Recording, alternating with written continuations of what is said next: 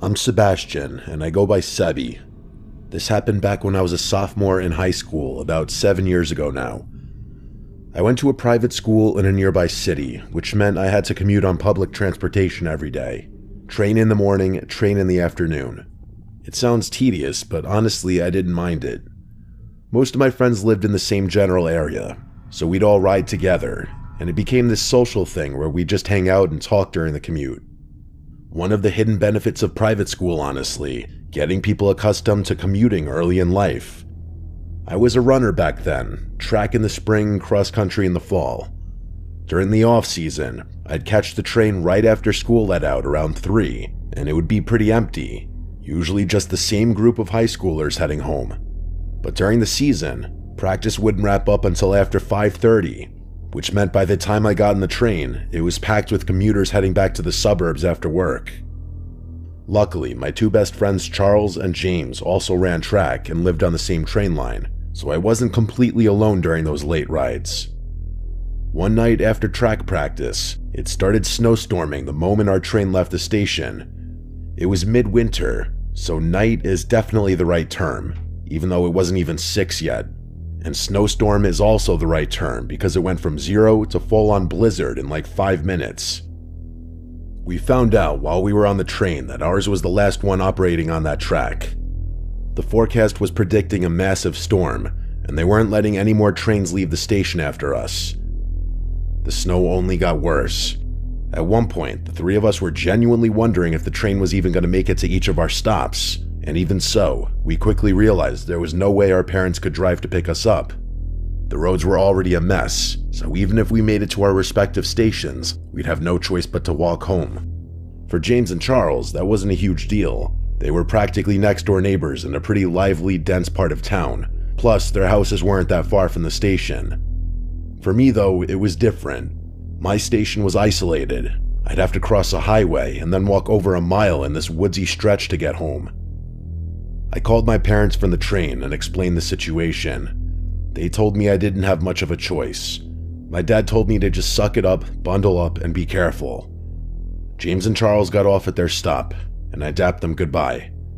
The rest of the ride was just me and a handful of other passengers, and by the time we reached my station, I was the only one left.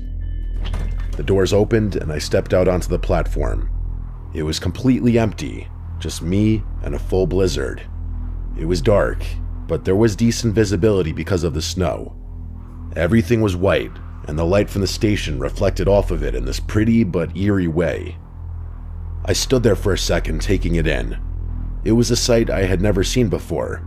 Usually that station is bustling with cars and people, but with the snowstorm and all, it looked completely deserted.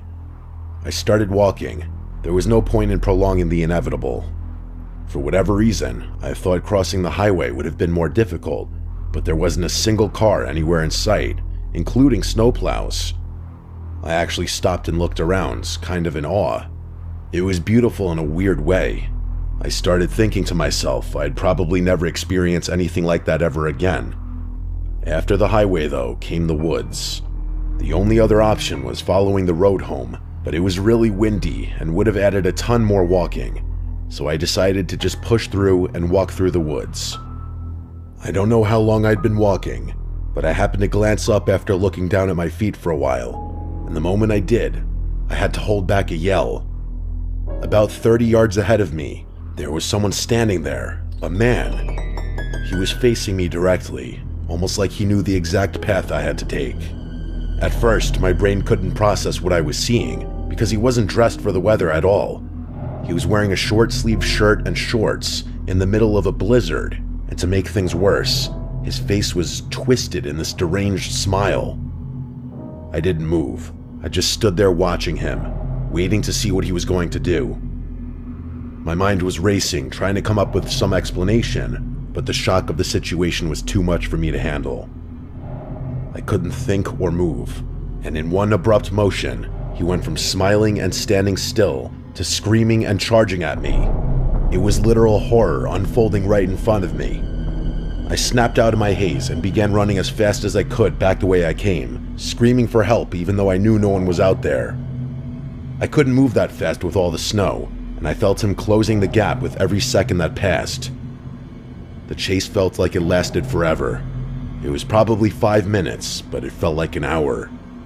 I finally broke out of the woods and hit the road, and only then did I turn around. He was gone, and that didn't make me feel much better though. I felt physically sick. I followed the road home, and the whole time I kept thinking about my footprints, about how they were quite literally the only tracks in the snow. If that guy wanted to follow me home, it would have been the easiest thing in the world.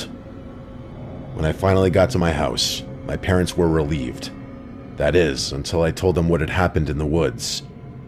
My dad wanted to go out and look for the guy, but my mom wouldn't let him. Several hours went by without incident. Eventually, my parents went to sleep. I pretended like everything was fine, but I was still freaking out internally. I couldn't get the image of his deranged smile out of my head. And the way he had been screaming was just so unnatural.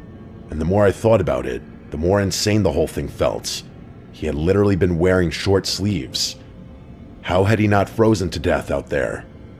I was making myself crazy, so I forced myself to stop thinking about it and just go to sleep. But of course, I couldn't fall asleep. It was like I was in that 30-second shock after waking up from a nightmare, only instead of 30 seconds, it was several hours. That's the best way I can describe how I was feeling. At one point, I heard a tree branch rattle my bedroom window, which startled me out of bed.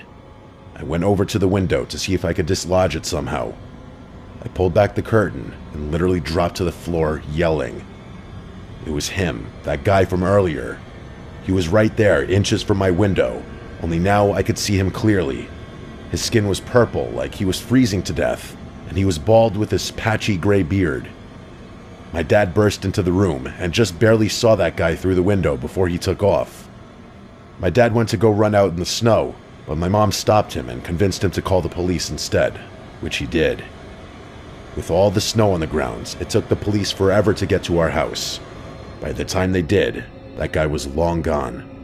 My dad didn't care though. The police could have easily tracked his footprints in the snow, which is what I was expecting them to do. But once the officers realized the tracks led into the woods behind our house, they told us they couldn't just go tramping through the woods in the middle of the night.